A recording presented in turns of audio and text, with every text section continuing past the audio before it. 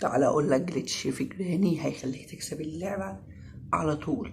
هيخلي لك جراني ثابتة طول الوقت. لا مش الجليتش بتاع التلج اللي انت لازم تجيب بتاعت التلج وتحطها، لا ده انت اول ما تفتح اللعبة هتعمله وهتكسب جراني.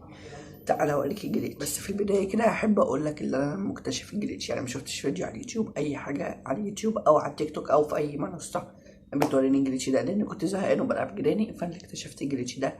والله وانا اللي اكتشفت الجليتش ده، بس عشان تكون مصدقني. غير كده انت هتلاقيني انا اول واحد بجرب الجليتش وبوريهولك، وانت مش هتلاقيه على اي مكان تاني غيري، واول مره تلاقيه، عشان كده ممكن ما تكونش شفته قبل كده لان مفيش حد عارفه ولا عمله. وبس تعالى. اول حاجه هنفتح اللعبه عادي وهنختار مستوى الصعوبه. اختارها اصعب حاجه عشان تصدقني كده كده هتكسبها، ونبدا نستنى اللعبه تفتح.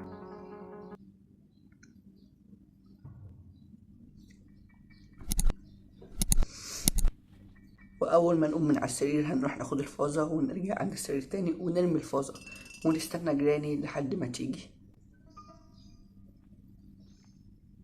واول ما تيجي هتسيبنا نشوفها. واول ما تيجي هنفضل نطلع وننزل، هنطلع وننزل، هنطلع وننزل تحت السرير زي ما انت شايف كده. وبس، وهنفضل نعملها كذا مرة لحد ما نبطل ونقف قدامها، هتلاقيها ما تتحركش.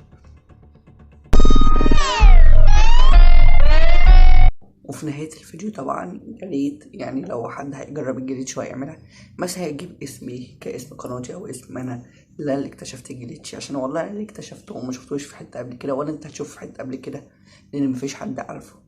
وبس.